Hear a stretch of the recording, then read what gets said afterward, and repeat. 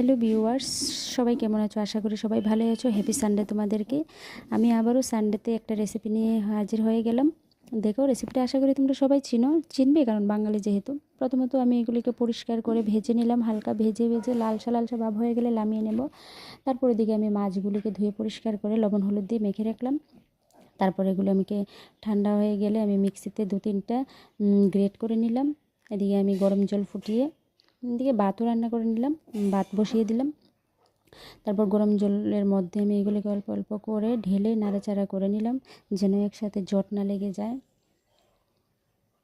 দেখো, তারপর আমি অল্প অল্প করে সবগুলিকে ঢেলে দিলাম। ঘন ঘন নাড়াচাড়া করতে হবে, যেন জট না লেগে যায়, সেদিকে খেয়াল রাখতে হবে। মিডিয়াম লোতে একটু নাড়াচাড়া করতে হবে। এদিকে আমি মাছগুলিকে ভেজে নিলাম। এদিকে বেগুন ভাজা লবণ হলুদ মেখে আমি রেখে দিলাম।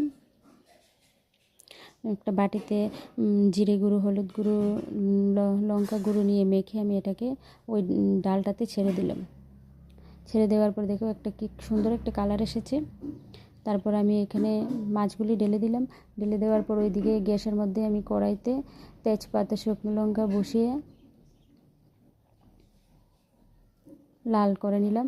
তারপর ওই এটাতে পাঁচফোড়ন দিয়ে, পাঁচফোড়নটা যখন একটু লালসা লালসা ভাব হয়ে আসবে, তখন আমি পেঁয়াজগুলিকে ঢেলে দেবো। পেঁয়াজ আর পাঁচফোড়নে যে একটা ফ্লেভার আসে, সেই ফ্লেভারটা অসাধারণ। দেখো, তোমরা এভাবে রান্না করে দেখবে, সবারই ভালো লাগবে। খুব সুন্দর একটা স্মেল আছে। ডালটা একটু ঘন হয়ে গিয়েছিলো, তার জন্য আমি একটু গরম জল দিয়ে একটু পাতলা করে নিলাম।